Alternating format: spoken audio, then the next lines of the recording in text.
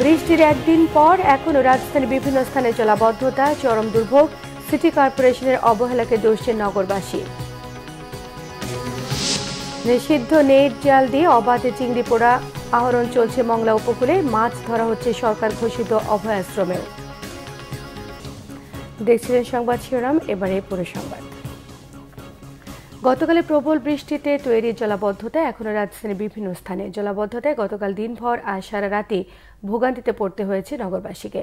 রাজধানীর প্রায় সর্বত্র যানবাহন চলাচলে ছিল ধীরগতি, ফলে শুক্রবার রাতেও বিভিন্ন স্থানে দেখা দেয় তীব্র যানজট। গতকাল শুক্রবার সকাল ৬টা থেকে রাজধানী ঢাকায় ঝুম বৃষ্টি শুরু হয়। আবহাওয়া অধিদপ্তর জানিয়েছে, সকাল থেকে রাজধানীতে ১৩০ মিলিমিটার বৃষ্টি হয়েছে। নগরীর প্রায় সব রাস্তায় পানি জমে যায়। মতিঝিল, ধানমন্ডি, গুলশান, মিরপুর, সায়েদাবাদ সহ বিভিন্ন স্থানের কোথাও হাঁটু পানি, কোথাও কোমর সমান পানি জমে জলাবদ্ধতায় দুর্ভোগ বাড়ে পথচারীদের। ভোগান্তির জন্য নগর কর্তৃপক্ষের গাফিলতিকে দায়ী করেছেন ভুক্তভোগী মানুষ। টাঙ্গাইলে ফের বেড়েছে বন্যার পানি, প্লাবিত হয়েছে নতুন নতুন এলাকা। এদিকে সিলেট, সিরাজগঞ্জ সহ বেশ কিছু জায়গার পানি কমতে শুরু করেছে। টাঙ্গাইলে সবকটি নদীর পানি আবার বৃদ্ধি পেয়েছে। দুর্ভোগ পড়েছে বানবাসীর। দেখা দিয়েছে খাদ্য, বিশুদ্ধ পানি, গোখাদ্য এবং নিরাপদ স্যানিটেশনের অভাব। আবারও ঘরবাড়িতে পানি ওঠায় পানিবন্দী মানুষগুলো কেউ উঁচু জায়গা, কেউ বা আত্মীয় স্বজনদের বাড়িতে আশ্রয় নিয়েছেন। মানবেতর দিন কাটছে তাদের, বন্ধ রয়েছে শিক্ষা প্রতিষ্ঠান। এদিকে সিরাজগঞ্জে যমুনার পানি কমলেও এখনও বিপদসীমার উপর দিয়ে প্রবাহিত হচ্ছে। পানিবন্দী চরাঞ্চলের অসংখ্য মানুষ। নদী তীরবর্তী এলাকাগুলোতে দেখা দিয়েছে তীব্র ভাঙন। পানি কমার সঙ্গে সঙ্গে বন্যা কবলিত এলাকায় ডায়রিয়া সহ নানা রোগবালাই দেখা দিয়েছে। দেশ গবাদি পশুতে স্বয়ংসম্পূর্ণ হলেও মাংসের দাম দিন দিনই চলে যাচ্ছে নাগালের বাইরে। এজন্য শুধু দুগ্ধ প্রজাতির গরু লালন পালনে সীমাবদ্ধতাকেই দুষছেন কৃষি অর্থনীতিবিদরা। বলছেন, সময় এসেছে মাংসালো গরুর সিমেন্ট নিয়ে কাজ করবার জন্য। তাই বৈজ্ঞানিক উপায়ে পাইলট প্রকল্প নিয়ে কাজ করার পরামর্শ দিয়েছেন তারা। বিষয়টি গুরুত্বের সঙ্গে নেওয়ার কথা জানিয়েছেন প্রাণী সম্পদ অধিদপ্তরের মহাপরিচালকও। বিস্তারিত জানাচ্ছেন মামুন আবদুল্লাহ। অর্থনীতির ভাষায় চাহিদার তুলনায় যোগানের পরিমাণ যদি বৃদ্ধি পায়, সেক্ষেত্রে দাম কিছুটা কমের দিকে থাকে। কিন্তু উৎপাদনে স্বয়ংসম্পূর্ণ হয়ে উদ্বৃত্ত থাকার পরেও একজন ভোক্তাকে বাজারে এসে উচ্চ মূল্যেই কিনতে হচ্ছে গরুর মাংস। কিন্তু কেন? প্রাণী সম্পদ অধিদপ্তরের তথ্য বলছে, ২০২৩ সালে দেশে মাংসের উৎপাদন ছিল ৮৭.১০ লাখ টন। একই সময় চাহিদা ছিল ৭৪.০৮ লাখ টন, অর্থাৎ উদ্বৃত্ত ছিল ১১ লাখ টন। উদ্বৃত্তের এই ধারা ছিল বিগত কয়েক বছর ধরেই। তবুও কেন দিন দিনই নাগালের বাইরে চলে যাচ্ছে গরুর মাংসের দাম? গরুর উৎপাদন আছে, কিন্তু সিন্ডিকেটের কারণে আমরা গরু বেশি দামে কিনতে হইতেছে, দেশের কারণে বেশি দামে বেচতে হইতেছে। এখন তো বিলাসী পণ্য হয়ে গেছে। এটা ৭৫০ টাকা কেজি, কই ছিল ৩০০ টাকা কেজি। দাম বেশি দেখে মাসে হয়তো ২-৩ মাসে এক দুইবার খাইতে হয়। দেশি গরুর মধ্যে এমনিতে খরচ বেশি, জিনিসটার দামও বেশি। উন্নত জাতের গাভী লালন পালন করে দেশের মানুষের দুগ্ধ চাহিদা মেটানো গেলেও গোশতের চাহিদা মেটাতে নেই মাংস নির্ভর কোনো গরুর জাত। তাই মুরগির চাহিদা মেটাতে যেমন আলাদা করে চিন্তা করা হয়েছে, একইভাবে সময় এসেছে বিফ ক্যাটল নিয়ে নতুন করে ভাববার। মেহেরপুর, আপনার কুষ্টিয়া, এই সমস্ত এলাকায় গড়ে উঠেছে আপনার মাংসের জন্য। আমরা কথা হচ্ছে যে যারা মাংস নিয়ে কাজ করতে চায়, আপনি তাদেরকে করতে দেন, আপনি নিয়ন্ত্রণ করেন, কিন্তু নিয়ন্ত্রণের নামে আপনি বন্ধ করে দিয়েন না।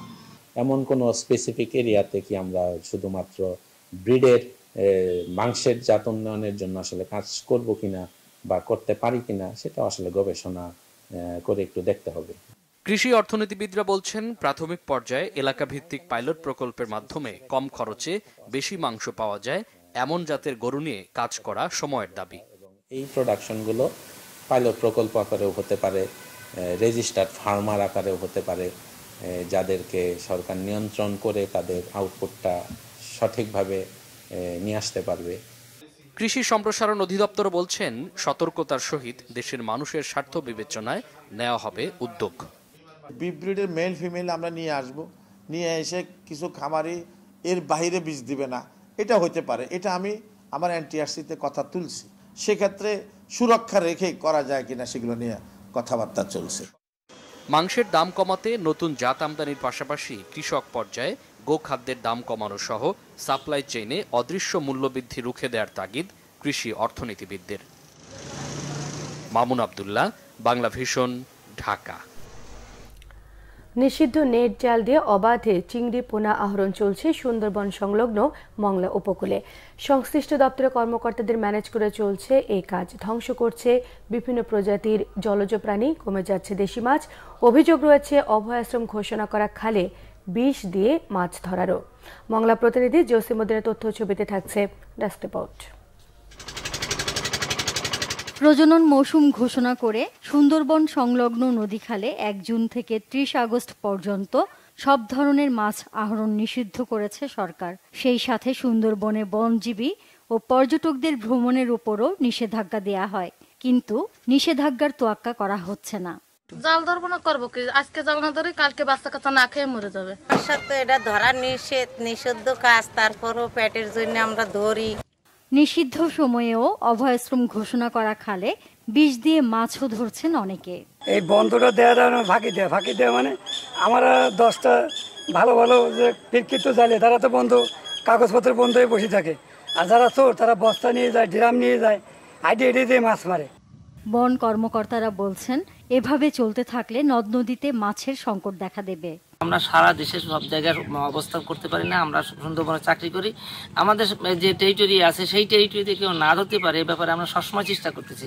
বিভাগীয় বন কর্মকর্তা বলছেন নেট জালের ব্যবহার বন্ধ করা তাদের দায়িত্ব নয়, আর মৎস্য কর্মকর্তার দাবি প্রতিদিন অভিযান চালাচ্ছেন তারা। যে কোনো অবৈধ বা চরগড়া জালের বিরুদ্ধে আমাদের অভিযান 12 মাসই রয়েছে এবং এটা চলমান রয়েছে। গতকালও আমরা প্রায় 7,000 মিটার নেট জাল পুড়িয়ে ধ্বংস করেছি, তার আগের দিনও 3,000 মিটার করেছি।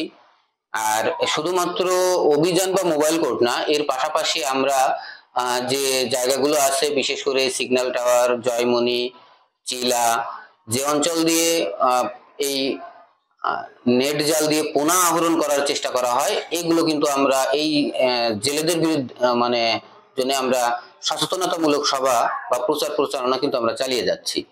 2002 সালে নেট জাল ব্যবহার নিষিদ্ধ করে সরকার, কিন্তু দীর্ঘ কয়েক বছরেও এই নিষেধাজ্ঞা কার্যকর করতে না পারায় উপকূলের নদ নদীতে দেখা দিয়েছে মাছের সংকট। Bangla vision news desk.